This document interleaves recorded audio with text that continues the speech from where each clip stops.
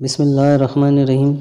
عزیز دوستو، اللہ تعالیٰ اپنے نبیوں کو جو کتاب عطا کرتا ہے اس میں پچھلی قوموں کا ذکر کرتا ہے، اور نبی انہی مثالوں سے اپنی قوم کو آگاہ کرتے ہیں، خبردار کرتے ہیں کہ ان قوموں نے اللہ تعالیٰ کی آیات کو جھٹلایا، اس کے قانون کو جھٹلایا اور اس خدا کی نافرمانی کی، اس لیے وہ دنیا میں بھی نقصان میں رہیں اور آخرت میں بھی نقصان اٹھائیں گی۔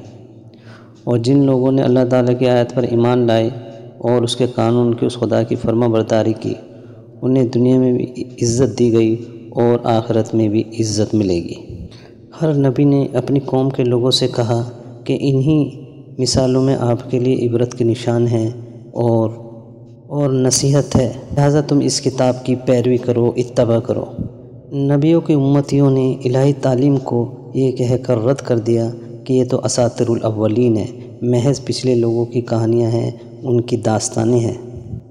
اسی طرح حضرت محمد مصطفیٰ نے قرآن میں پچھلے قوموں کا جو ذکر آیا ہے ان کی مثالوں سے اپنی قوم کو آگاہ کیا، خبردار کیا۔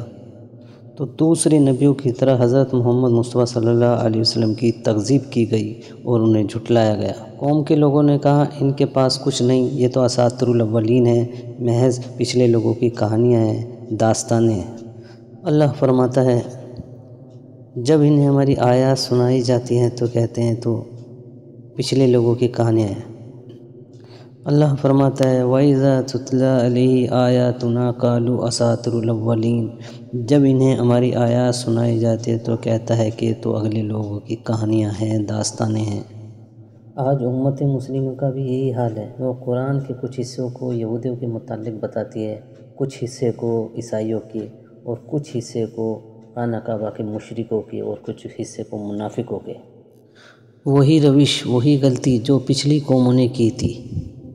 ہماری قوم نے، امت مسلمہ نے اسے قرآن کو اساطیر الاولین بنا دیا کہ پچھلے لوگوں کی کہانیاں ہیں، داستانیں ہیں۔ حقیقت میں پچھلی قوموں کی مثالوں سے یہ ہمارا تذکرہ ہے، ہمارا ذکر ہے۔ اللہ سورہ انبیاء کی 10ویں آیت میں فرماتا ہے لَقَدْ أَنزَلْنَا كِتَابًا فِيهِ ذِكْرُكُمْ أَفَلَا تَعْقِلُونَ۔ اللہ فرماتا ہے ہم نے تمہاری طرف ایک کتاب نازل کر چکے ہیں جس میں تمہارا ذکر ہے، تمہارا تذکرہ ہے، کیا تم عقل سے کام نہیں لو گے؟ دوستو، قرآن میں پچھلی قوموں کی مثالوں سے ہمارا ذکر ہے، ہمارا تذکرہ ہے۔ اللہ فرماتا ہے پچھلی قوموں نے جب ہمارے حکموں سے نافرمانی کی تو ان کی روزیاں تنگ ہو گئیں، ان میں فرقے بن گئے اور ان پر ظالم بادشاہ مسلط ہو گئے اور وہ دنیا میں رسوا اور ذلیل ہو گئے۔ عزیز ساتھیو، آج یہ سب کس کے ساتھ یہ سب کچھ ہو رہا ہے؟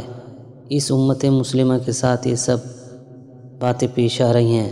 لہٰذا قرآن اساطیر الاولین نہیں ہے، یہ کہانیاں نہیں ہیں، پچھلی قوموں سے ہمارا تذکرہ ہے، ہمارا ذکر ہے۔